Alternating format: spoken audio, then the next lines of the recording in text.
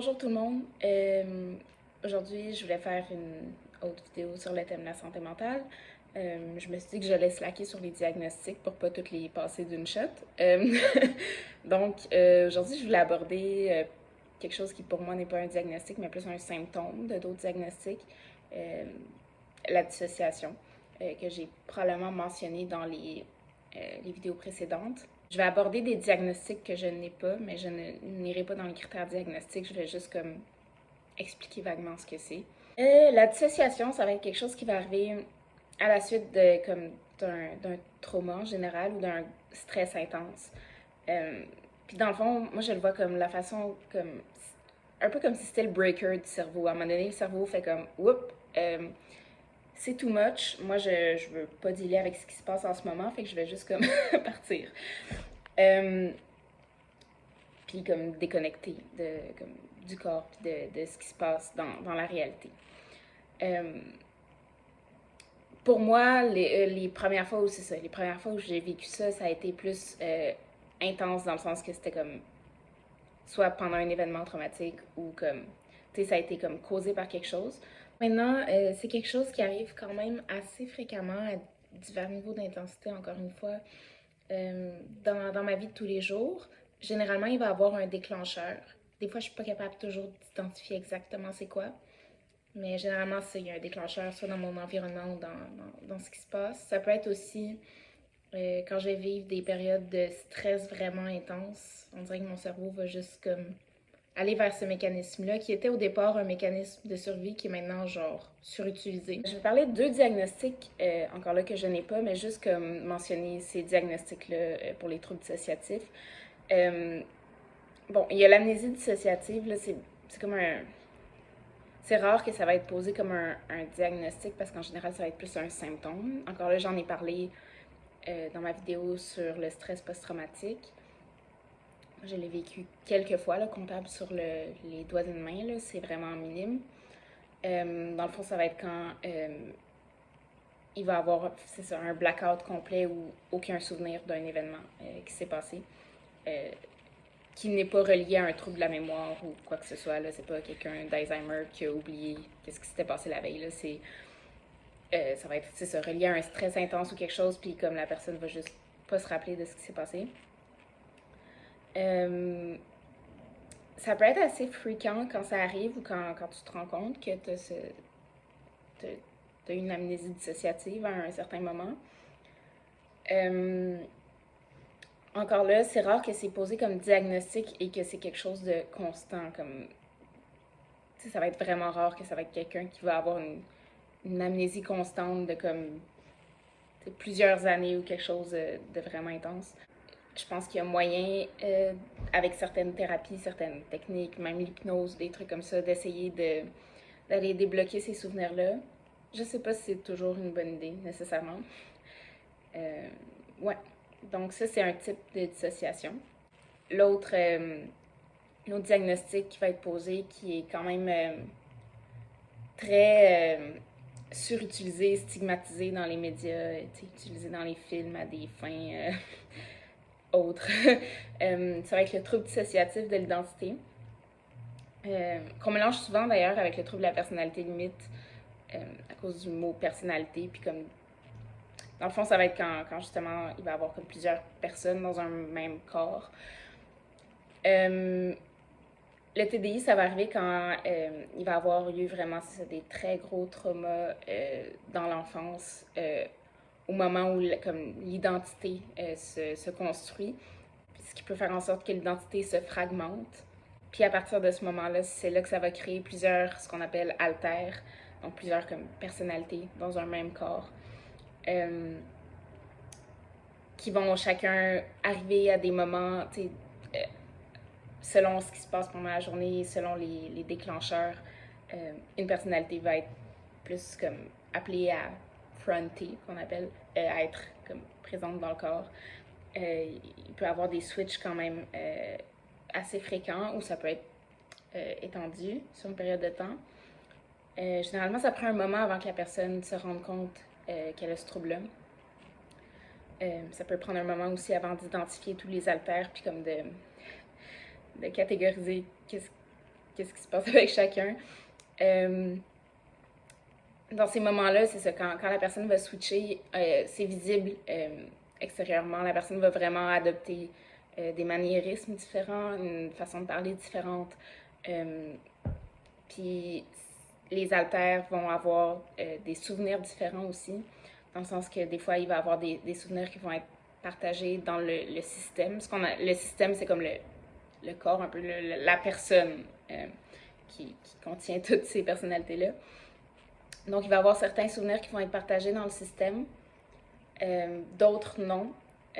C'est un peu la fonction du trouble dissociatif de l'identité, dans le sens que ça peut venir avec, mettons, un alter qui va être là quand il va y avoir des situations traumatiques qui vont arriver, ou qui va prendre tous ces souvenirs-là, puis qui va les garder.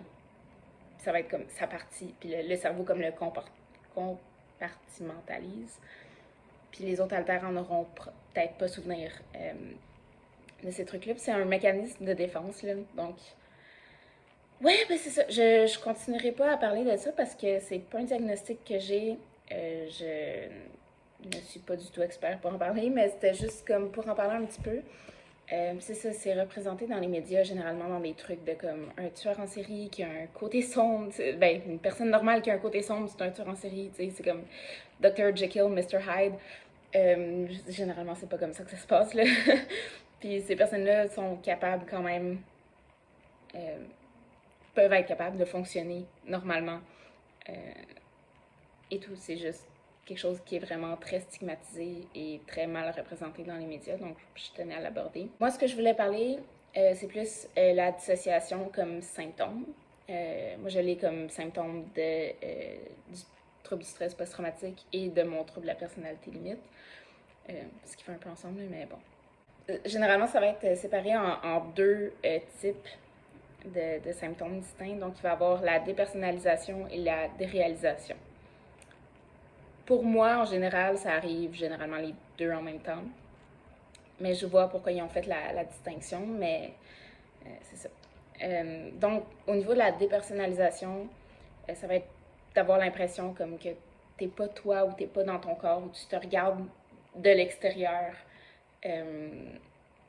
Bon, c'est ça. Au niveau de la présence dans le corps, pour moi, ça peut être justement d'avoir l'impression, mettons, de regarder comme mes mains, tout, puis être comme c'est pas à moi.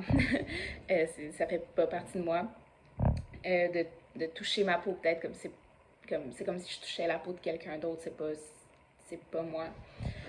Ce qui est quand même assez fréquent quand ça arrive, mais bon, une fois que tu sais qu'est-ce que c'est, bon, tu gères, mais c'est quand même vraiment weird comme feeling. Au niveau des sensations physiques, justement, ça peut être altéré ou comme moins présent. Je vais en reparler tantôt, là. L'impression de ne pas être dans son corps, de ne pas contrôler ses actions. Moi, je le vois un peu comme... parce que là, je dis pas contrôler ses actions, puis là, ça a l'air d'être comme, justement, quelqu'un qui prend le contrôle puis qui s'en va faire des conneries. C'est pas ça. Moi, je le vois un peu plus comme... C'est comme dans un rêve. Tu es toi dans le rêve, là, quand t'es en train de rêver, mais comme t'as pas nécessairement contrôle de ce qui se passe, c'est comme ça suit un script, puis ça se passe. Puis je le vois un petit peu comme ça dans ce temps-là, dans le sens que c'est un peu comme si je me mettais sur le pilote automatique, puis je vais pas agir de façon tant différente que je le fais d'habitude.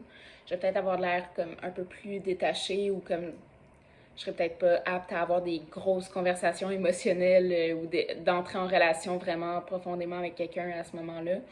Mais je vais être capable de faire les interactions de base, puis comme que ça paraisse pas, puis continuer à fonctionner. C'est ça. C'est comme si je me mettais sur le pilote automatique.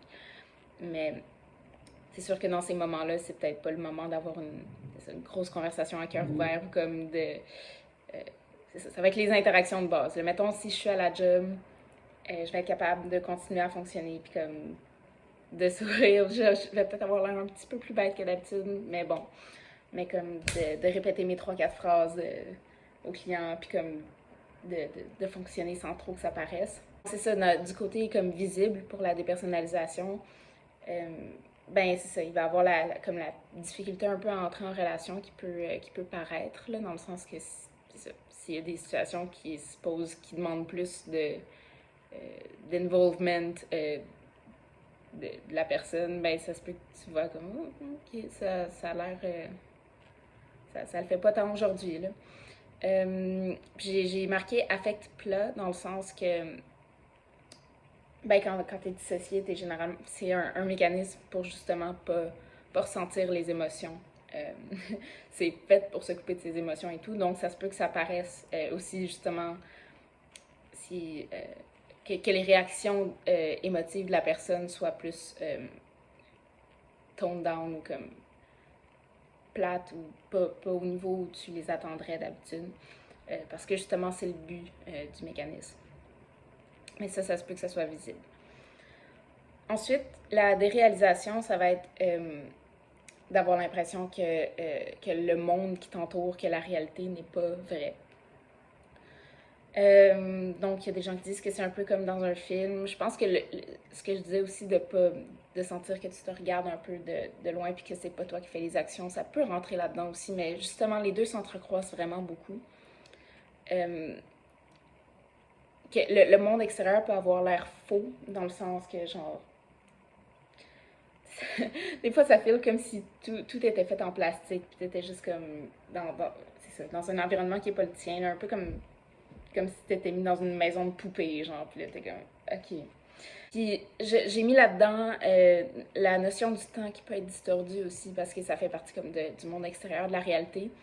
Euh, quand, quand tu dissocies, ça se peut que soit tu vois pas le temps passer ou tu as l'impression d'être pogné dans comme une minute en boucle qui s'étire ou comme c'est ça, la notion du temps peut varier là-dessus. Puis je l'ai mis dans des réalisations parce que je trouve que ça a rapport avec la réalité. Ce qui peut être visible dans les comportements ou ce qui peut être visible chez la personne, ça peut être ben, justement une interaction bizarre avec l'environnement dans le sens que comme soit pas focusé sur un objet, mais comme tu peux sentir que la personne a pas l'impression d'être dans son élément, mettons. Puis j'ai mis se mettre en danger aussi parce que justement l'impression que tout est faux ou que comme que t'es dans un film ou dans un rêve, dans un jeu vidéo ou comme ça peut amener des comportements comme où tu te mets en danger parce que justement ben ça compte pas comme c'est pas vrai, c'est tout est faux donc comme pour dealer avec ça, quand c'est à intensité faible, généralement c'est gérable dans le sens que c'est un symptôme qui m'arrive quand même souvent, euh, mais en général les gens le remarquent pas parce que je suis capable de faire les trucs que j'ai à faire jusqu'à ce que ça revienne à la normale. Donc c'est ça, il y a moyen de fonctionner pendant, c'est juste désagréable. Comment essayer de se ramener dans son corps. Ça va être généralement de la stimulation sensorielle. Donc, bon, généralement, moi, j'y vais avec le toucher, mais comme ça peut être le goûter ou l'odorat ou la vue ou quoi que ce soit, mais d'essayer de rétablir un lien avec ton corps. C'est pour ça que moi, j'y vais plus avec le toucher parce que ça aide à... Des fois, je vais être... si c'est vraiment léger puis que j'essaie juste de me ramener dans mon corps, je vais juste peut-être comme gosser avec mes doigts pour essayer de sentir le contact avec ma peau ou comme taper à des endroits, juste comme essayer de me ramener dans mon corps. Je viens de voir ce que j'avais dit tantôt pour se mettre en danger. J'ai un exemple de ça, dans le sens que tu vois pas nécessairement quand tu as l'impression que tout est faux. Ça m'est arrivé dans un épisode où c'était un petit peu plus intense, puis je revenais de faire l'épicerie et tout. Puis il y a une auto qui m'a presque frappée, genre qui s'est arrêtée vraiment brusquement à comme quelques centimètres. Puis j'ai pas eu le réflexe d'adrénaline que t'as d'habitude quand t'as un char qui passe proche de te frapper. Puis comme à ce moment-là, on dirait que j'ai fait comme oh ok, je pense que je vais retourner chez moi puis comme attendre que ça passe parce que là en ce moment c'est pas safe, t'sais. Mais c'est le genre de déconnexion avec la réalité qui peut justement entraîner des comportements de mise en danger. Donc, c'est ça, puis là, j'étais dans les méthodes pour dealer. C'est le genre de truc qui peut amener généralement des comportements automutilatoires, encore là, en lien avec les sensations, parce que des fois, se tapoter les doigts, ça ne va pas suffire. Généralement, le truc, c'est d'essayer de ne pas faire ça, mais comme il peut avoir des comportements automutilatoires à ce moment-là, justement dans le but de se ramener dans son corps, puis comme de revenir à soi. Le danger à ce moment-là, c'est que, comme je l'ai mentionné un peu plus haut, des fois, les perceptions de ton propre corps sont différentes, les sensations sont différentes. Donc, la sensation de la douleur va être altérée aussi, parfois à ce moment-là. Donc, il y a comme des dangers que ça dérape plus facilement. C'est pour ça qu'en général, il faut éviter ça. Puis aller vers des stimulations sensorielles autres. Bon, c'est sûr que il va y avoir des trucs que c'est peut-être pas tout le temps faisable en public, mais comme des trucs pour éviter ces comportements automutilatoires, là, dans le sens de soit se snapper un élastique sur le poignet pour une sensation comme de douleur qui te ramène à toi, mais qui est pas dommageable ou permanente. Un truc que j'utilise aussi, ben, quand ça va être comme quand je sens une attaque de panique montée ou quoi que ce soit, mais qui est pas pratique à utiliser dans la vie courante, mais juste comme quand ça donne, c'est bien. Ça va être de se mettre la tête dans un gros bol d'eau froide puis attendre comme plusieurs secondes. Ça va choquer ton système nerveux puis ça va comme aider à comme calmer. C'est juste que c'est pas très pratique, mettons, quand t'es à job ou à l'école, ou tu vas pas sortir un bol d'eau froide et être comme, excusez-moi. C'est comme, c'est un truc qui fonctionne, mais qui est pas toujours applicable, mettons. Mais oui, des trucs, justement, là, serrer des glaçons dans ses mains, ou tout ce qui est sensoriel, en fait, va aider la personne à se ramener. Puis comme je disais, ces épisodes-là, ça peut arriver fréquemment ou pas, ça peut durer longtemps ou pas. Mais surtout, c'est pas toujours parce que comme c'est épeurant quand tu y penses, mais ça n'a pas besoin toujours de l'aide dans le sens que il y a des moments où la personne va continuer à fonctionner pareil, puis c'est juste la personne qui va dealer avec ce sentiment-là vraiment désagréable, mais ça paraîtra pas, puis ça affectera pas nécessairement son entourage. Bon, là, c'est sûr que je travaille pas encore dans le domaine de l'intervention, donc ça va être quelque chose d'autre à voir rendu là, mais comme pour l'instant, quand ça m'arrive à la job, justement, je suis capable de continuer à fonctionner, même ma caisse balance après, même si j'ai dissocié pendant comme super longtemps, puis que j'étais pas toute là, puis je me rappelle pas tant de ce qui s'est passé dans les dernières heures. Mais je vais quand même être capable de fonctionner par automatisme. Cette vidéo-ci est plus courte, plus instinctive. Vous me direz si vous aimez ce type de vidéo-là pour ce type de sujet-là. Puis je vous reverrai pour la prochaine vidéo. Je sais pas comment finir. Donc, bye! Bonne soirée!